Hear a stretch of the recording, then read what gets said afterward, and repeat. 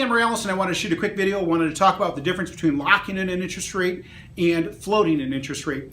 Now, if you lock in a specific interest rate, that means that that is the price that you are guaranteed on your mortgage, provided that you can close your loan and you're eligible for the specific loan that you've locked in within the period of time in which you've locked your loan for. Okay? Now, if you lock in an interest rate, that means that that's the price you get, whether interest rates go up or down, you get the price you locked into, okay? The other option is you can float your interest rate. If you float your interest rate, that means that your interest rate can change between now and the time that you choose to lock in a specific interest rate.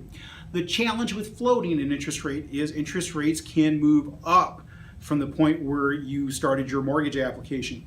If interest rates move up, your mortgage payment is going to go up, and you could potentially jeopardize your ability to get approved for your loan, especially if you're right on the borderline of qualifying.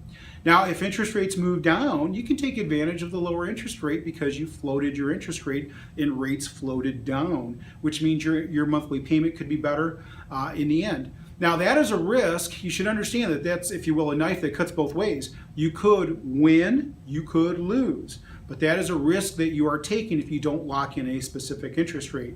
The flip side is true. If you lock in a specific interest rate and interest rates go down, you get the rate you locked into, irregardless of that move in interest rates. So it's really important to make sure that you understand your options. Now, you are not locked in to a specific interest rate or terms until you've got confirmation from your lender that they've locked in specific interest rates and terms for you. It's really important to understand that. Sometimes clients think, oh, well, this is what the interest rate was when I made my loan application, so that's the interest rate that I'm going to be guaranteed at the time I close.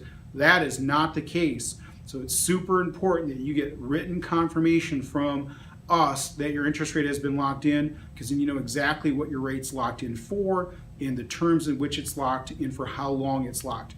Now, it's also really important to remember, if you lock in a specific interest rate for a specific period of time, that that loan has to close within that period of time, or you could potentially lose your interest rate lock or be subject to an extension fee, which would cost you money.